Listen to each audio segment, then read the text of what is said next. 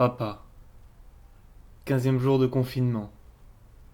Les aiguilles s'épuisent, inlassablement tournent en rond, mais le temps s'est figé. Tel un prisonnier cherchant la preuve d'une délivrance future, je marque d'un trait chaque jour de plus qui me prive de mon humanité.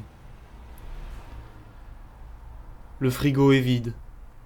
J'utilise prudemment la dernière livre de beurre que je réussis à constituer en raclant les moules à gâteau de ma voisine, morte la semaine dernière, emportée par l'ennemi invisible.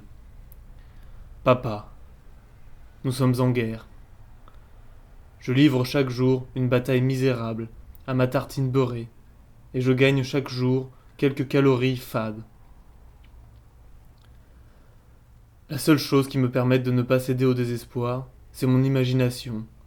Je mange ma tartine beurrée devant le spectacle, oh combien lointain, d'une plâtrée de pois chiches chorizo.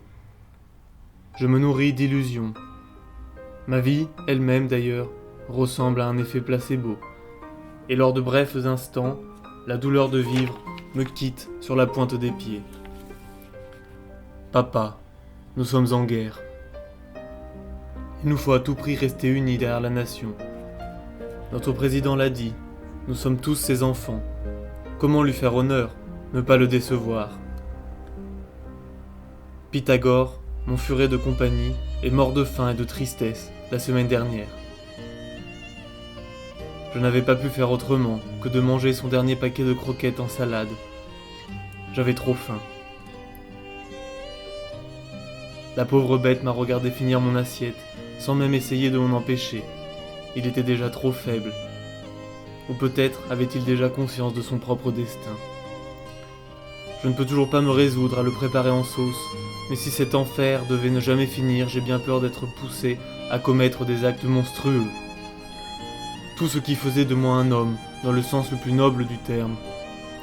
Toutes les valeurs démocratiques et civiles que tu m'as inculquées, papa, me quittent petit à petit.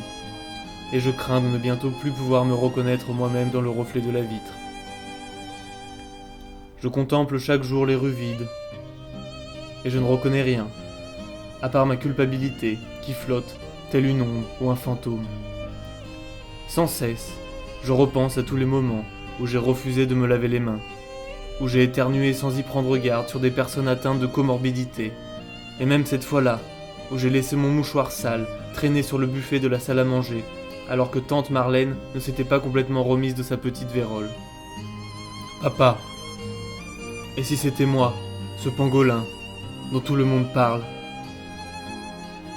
Il est temps pour moi de retourner à mon état originel, primitif et sauvage.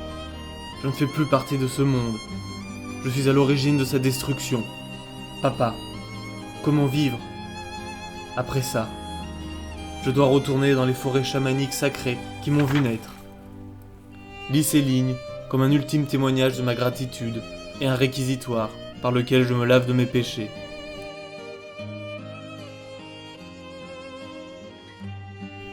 Mon dernier geste pour la France aura été un geste barrière, un geste qui sauve.